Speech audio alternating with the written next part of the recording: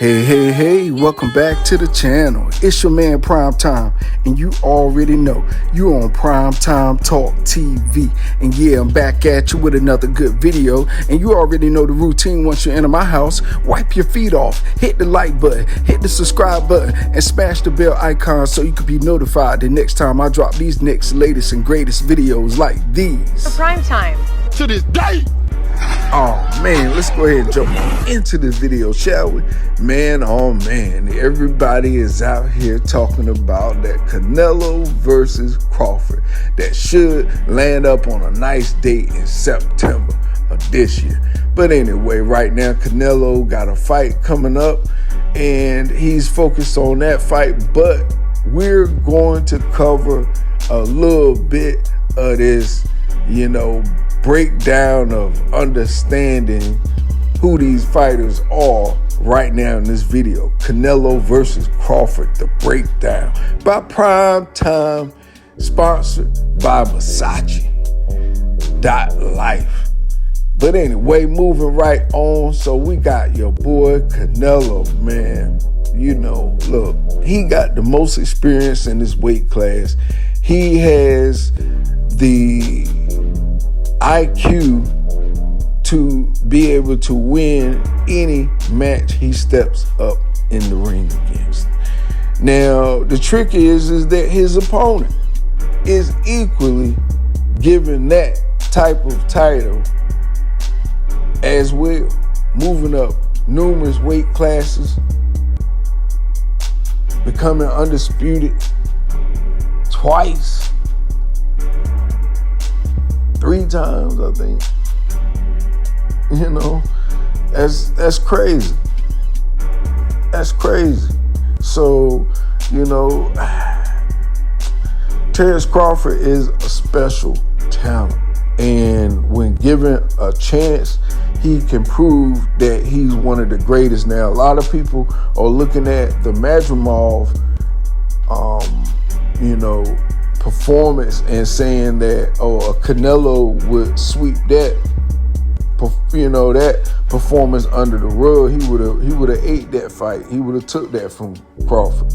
So a lot of people are questioning, does Crawford adjust to the new weight class, the heavier weight class, better, or does it show a chink in his armor, and will Canelo experience at that weight class outweigh a Terrence Bud Crawford? Now, I have to say, after seeing the Madrimov fight and seeing Canelo fight above all, then no. I don't see Crawford winning a fight like that, especially going to the scorecards with the referees. And that's my honest assessment. Now, what I will say is that yes, Canelo, I think, would have the edge going into this fight against Terrence Crawford, because this is a weight class Terrence Crawford has not existed in, nor won titles in, before the Madrimov fight. So it's a real serious, thing to say that he's gonna just walk in this, division and beat a Canelo and upset the world easily. Now, I will say this. If I gotta go up against trainer and fighter, then yeah, I would choose Bo Mack and Terrence Crawford, because Bo Mack is, I'm telling you, he's a boxing genius that don't get enough credit. Look at what he's doing with Keyshawn Davis right now.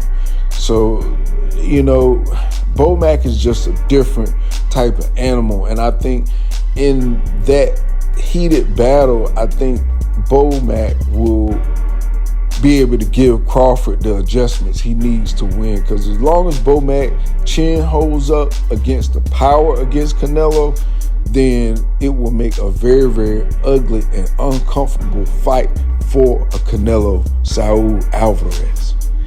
But now, like I said, my grandfather always told me it's 2 sides to a coin. So look, on the other side of that coin, we got Canelo with head movement, that's savvy, that can dip and dodge and move, pivot, and throw shots. Woo! That right there, my friend, woo-hoo, amigos around the world, that makes for a dangerous of a man in the ring with two hands. Real talk. Canelo is one of the most savvy and dangerous IQ fighters in the game. And that's why he's almost 70 fights in and still winning at a high level. So, hey, Scully, boy, you got, you know, I understand your pedigree, but boy, you fighting a monster. You fighting a supreme human monster when you fighting Canelo. I'm telling you seriously, like, you know, his timing, his adjustments. Eddie Reynoso, another esteemed, high-level, future Hall of Famer, trainer and coach. You know, just leave it at that. Just leave it at that. You know, all I can say is that I hope that Scully has prepared for this fight and took it very seriously and not just the money. That's all I hope. That's all I hope. Because a lot of fighters are like, man, shit, I'll take a loss for 5-6 million. I never got paid this much in my life, 10 million, whatever he got paid. You know? So, though you gotta look at the good side of, you know, fighting Canelo changes your life forever. You know, it pretty much is, you know, it should set your family up for the rest of your life if you do it right, if you use the money right. But if not, then, you know, because Canelo is like what Mayweather was back in the day. Mayweather was that cash cow, you know, and then before that, you know, it was a Tyson. And then before that, you know, it was, you know, Muhammad Ali. So, you know, those type of fighters was the cash cow. You got a chance to fight them. You had a chance to set your life up for either a lifetime or a long time. Whichever the one, just depends on how you spend it, you know. So, but, you know, Crawford versus Canelo, it's like a video game match. You know, it's like having a video game that's out right now, the boxing game, and, you know, playing with these two characters and fighting with them. You know, that's the equivalent of what it is. We're asking for fights in real time, and we're getting them now. Turki Al-Sheikh is a man on a mission, and I have so far enjoyed his mission. You know, got to keep it 100 with you. So, but yeah, you know, who do y'all think gonna win? Who do you think? Do you choose Canelo, Saul Alvarez, the one with the most experience, the one that has been fighting at heavier weight classes for a very, very long time now, versus someone that's just stepping into this heavier division, being Terrence Bud Crawford, but has had a illustrious career far as fights, knockouts, and stats? Are we talking about that with esteemed trainer and coach Bo Mack, Brian McIntyre? Is that where you going? So, you know, it's a hard choice, I know, but I think both men have fans, and I think both fan bases are going to come out and they're going to decide on who should win early on before we even get to September. So, you know, that's what I want to see down in the comments. Definitely comment and let me know who do y'all think is going to win. This goes out to my man Jose. This goes out to all the other people, the fans around the world that stuck with Primetime Talk TV. You know, we're definitely going to come back bigger and better and crazier than before. So, you know, before I do go, check out one of our sponsors, and that is Masachi. Masachi.life. Craziest, most beautiful clothing line for streetwear I've ever seen in my life. So check it out. It's some bears made of roses.